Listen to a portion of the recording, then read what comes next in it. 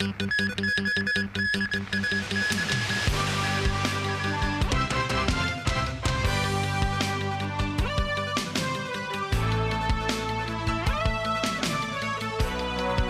evening and welcome to TVB News. The first test sporting events was held at the Kai Tak Youth Sports Ground today. The test is part of preparations for the opening of the Kai Tak Sports Park scheduled for the first quarter of next year. Some residents said they were excited about watching a local football match in a new venue. Most Night reports. With the test match starting at 4:30 p.m., many spectators queued outside the Kai Tak Youth Sports Ground, which is part of the Kai Tak Sports Park, for security inspection. Members of the public must comply with certain regulations when they are in their venue, including the national security law and national anthem ordinance. The sporting event was a second division football match between Saikong and Wong Tai Sin. While the venue can accommodate 5,000 people, only 1,000 spectators were allowed for the test event today. Shung Mon Toi MTR station is near the sports park. Inside the station, direction signs can be seen showing the location of the sports park. Some people said it was easy to find their way out and expressed excitement about the new venue. Yeah, there's plenty. Yeah, you can't miss it. The direction is clear, and also inside the MTR, the railway station also has some announcement. So it's very good. Quite excited for the venue rather than the matches. Yeah, I would like to see how large is it and also the operation. Some of our family also supports the teams, but also we want to see the new stadium, you know, the first ever game played in the stadium. Lawmaker Starry Lee also watched the match with some Kai Tak residents, hoping to test out the nearby facilities. Bus stops near the Kai Tak Sports Parks add to the convenience, allowing people to commute to places such as Mongkok. Memos 9, TVB News.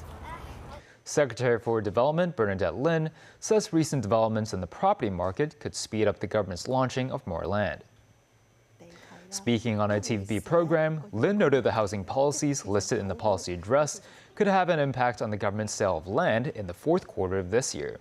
She said besides the government, land developers could supply their own land under a lease modification for authorities to reach their target. Hong Kong has seen an increase in property transactions after measures in the latest policy address helped to stimulate the property market. Financial Secretary Paul Chan believes the situation will not lead to a surge in property prices. This as he forecasts economic figures in the third quarter of this year to be less than satisfactory. Under the latest policy address, the government has relaxed the maximum loan-to-value ratio for all residential properties to 70%. The move has led to property transactions soaring to nearly 500 cases last weekend, the highest figure in more than half a year. When asked whether the surge in purchases will push up property prices, Financial Secretary Paul Chan said there is ample land in the future, which can be adjusted according to the market situation. The FS added property prices remain stable and stressed the importance of a revitalized property market to the overall economy. This, as Chan believes, it would not be difficult to handle the city's potential supply of 108,000 new private flats, among which 21,000 are previously unsold units. Addressing former Chief Executive Lun Chenying's concern that the rising supply of residential land may cause negative equity, the FS emphasized there is a need to create more land given the government has for several years stopped selling or creating land. Chan was more conservative when forecasting economic figures for the third quarter of this year, which are set to be announced on Thursday. But he added the economy will turn for the better in the long term. Financial Secretary Paul Chan will be visiting Saudi Arabia next week to attend the Future Investment Initiative. This as two Hong Kong Exchange Trade Funds, or ETFs, are to be listed in the Middle Eastern country with the aim of attracting local investors. The 8th Future Investment Initiative will be organized by the Saudi Public Investment Fund, which holds 7.2 trillion Hong Kong dollars worth of assets. The event will start on Tuesday and last for 3 days in the Saudi Arabian capital of Riyadh. The theme this year is Investing in the Moment, Creating the Future.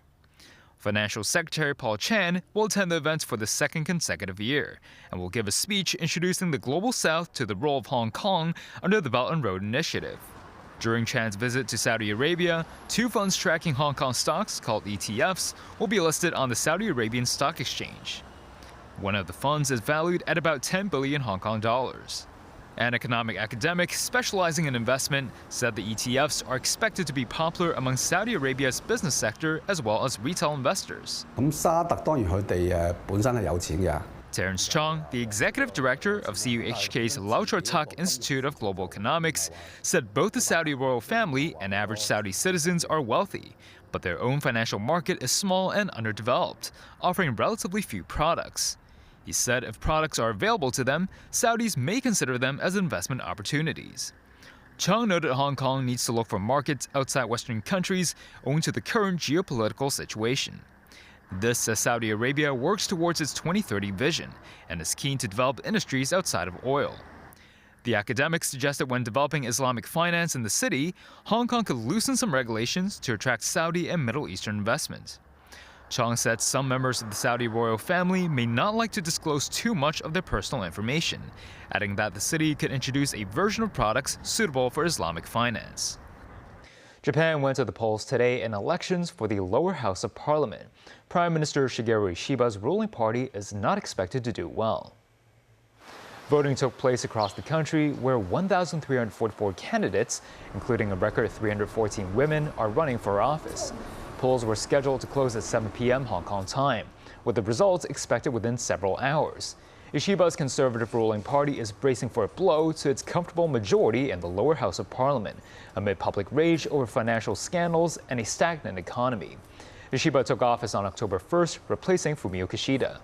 The opposition Constitutional Democratic Party of Japan, led by centrist leader and former Prime Minister Yoshihiko Noda, is expected to make strong gains.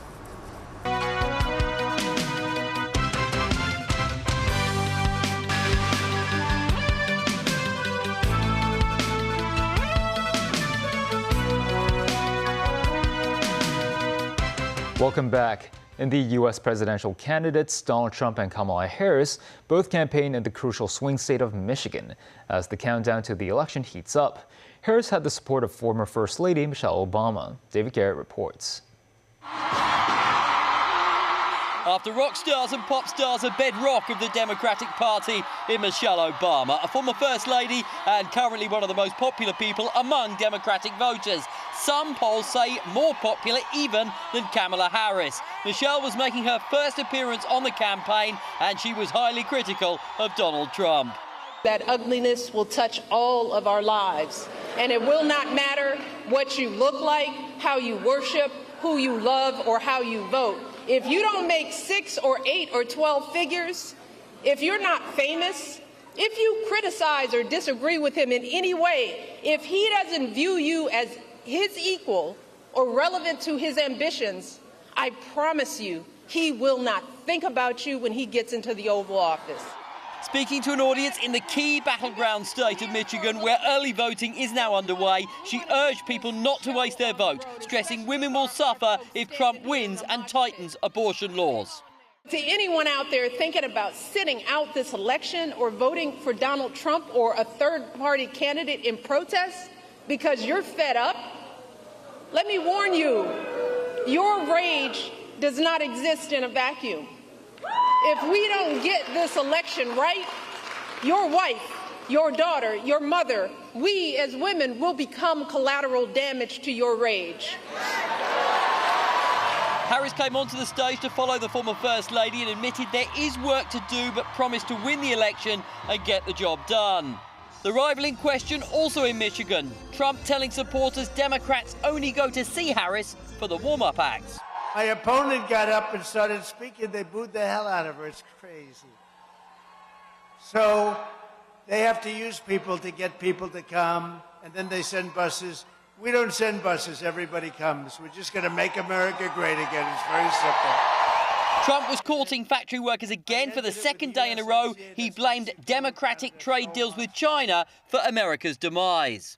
And they allowed China, in one of their brilliant moves, to enter as a growing developing nation. You know, if you're a developing nation, you get all sorts of incentives, like things like that we have to do that they don't, including pay a lot of money. So China entered as a developing nation. Well, I think Detroit and some of our areas makes us a developing nation. China doesn't have any place like that. But they allowed them into the World Trade Organization. That did not work out too well for us, let me tell you. Trump called on people to vote and vote early. 36 million ballots have already been cast. Trump will take his fight to Madison Square Garden in New York later on. David Garrett, TVB News. With the presidential election just around the corner, many U.S. voters are concerned about the country's economic challenges. TVB News went to New York and spoke to some of them. Most Night reports. Theft is a serious problem in New York. In the supermarket in Flushing, theft cases occur every day, sometimes more than 10 incidents in a day. The supermarket said thieves were mainly students and housewives. Mr. Lee, who helps with security for the locals, said offenders will often sell stolen items to maintain a living. To step up security, extra CCTV cameras are installed and more security guards are recruited. The U.S. has seen a strong economic recovery since the end of the pandemic. 16 million job positions were created over the past 4 years under President Joe Biden's administration. Meanwhile, the unemployment rate dropped to 3.4% between January and April last year. But Russell, a 26-year-old New Yorker, said inflation has increased his economic burden. For example, a bag of sugar is like, $7, $8 now for a 5-pound bag. Before it was maybe $2, $3 at max. The economic policy of Kamala Harris, the Democratic presidential nominee, includes promoting affordable housing for first-time homebuyers. Russell said the policy is not appealing because the money is from taxpayers' pockets. Yu is a 27-year-old from China who has lived in the U.S. for 3 years. He now works in the banking industry and rents a one-bedroom apartment in Manhattan, costing him more than 31,000 Hong Kong dollars a month. He said the cost of living for a middle-class person remains high. Speaking of the tax reduction policy proposed by Republican presidential nominee Donald Trump, Yu questioned the measure's effectiveness when it comes to tackling structural economic issues. News 9, TVB News. A devastating scene at carnage in Mexico after at least 19 passengers were killed in a horrific bus crash. It was caused when a trailer detached from a tractor. The bus smashed into it and went off the road and down a hill. The overturned vehicle was filmed from above. Most of its roof had been smashed in by the impact. The tractor driver has been detained for questioning. The initial death toll was given as 24. Some injured were pulled out from the upturned bus and are being treated in hospital. In France, the remains of a 145 million-year-old dinosaur is set to go under the hammer at auction in November. Valued at millions of dollars, its sale could set a new milestone in the booming market for fossils. Dubbed Vulcan, the giant specimen is the largest dinosaur skeleton ever to come to auction, according to auction houses. The remains are believed to be those of an Apatosaurus, a large dinosaur that populated North America around 150 million years ago during the late Jurassic period. However, the cell catalog says the exact species is still unclear, without official scientific identification. Vulcan was discovered in 2018 in Wyoming and is expected to go for at least $11 million. A delegation of diplomats and foreign business chambers, led by the Commissioner's Office of the Foreign Ministry in Hong Kong, has wrapped up their visit to Shandong province in eastern China. Some delegates held the trade and investment opportunities in Shandong. This marks the 6th part of our series, Shandong from Ancient Culture to the Future. Jacqueline reports from Qingdao, Shandong. Led by the Commissioner's Office of the Foreign Ministry in Hong Kong, the international delegation visited enterprises and industrial zones in 6 Shandong cities over 7 days. They include this multinational home appliances and consumer electronics company headquartered in Qingdao. It is ranked among the top 3 brands in terms of economic value of home appliance production in China. There's a lot of development in industry with the use of robotic manufacturing, which has made the products that are coming out of this region of high quality and first class, world class, in fact, quality that means every item that comes off the production line is of the right standard, and that means going to the world, going global. It means that the products are going to be well accepted overseas. The delegation also visited Qingdao's largest brewery, which produced beer for both domestic and international consumers. It is also one of China's most famous brands in the world. Another stop in Yantai City, a seasoning manufacturing company. In the Weihai New Development Zone, the delegation visited industries, including a fashion design and production enterprise, where they learned how the company integrates technology and smart systems in their design, services, and manufacturing processes. Shandong is very vibrant. It's very beautiful. There's lots of history, but it's also very industrious and very commercial. And so the opportunities for all the countries, Canada included, are enormous. The trade between Canada and Shandong is already very big. It's each Shandong and Canada each are, I think, the fourth largest trading partners between China's cities and Canada. During the trip, the delegation experienced the various facets of Shandong, from its ancient culture to modern industries that set sights on the future. Prior to their return to Hong Kong, Cui Jianchun, Commissioner of the Ministry of Foreign Affairs in Hong Kong, said Shandong has played a big role in supporting the growth of the overall Chinese economy, and he hopes the foreign consulate corps and business community in Hong Kong will continue to take part in high-level cooperation between Hong Kong and Shandong. The Commissioner's Office of the Ministry of Foreign Affairs in Hong Kong has organized 2 such tours this year for representatives of consulates and chambers of commerce in Hong Kong. The previous visit took place in July in Hainan Province and lasted for 5 days. Jackie Lynn, TVB News, Shandong. And that's the news. Thanks for watching.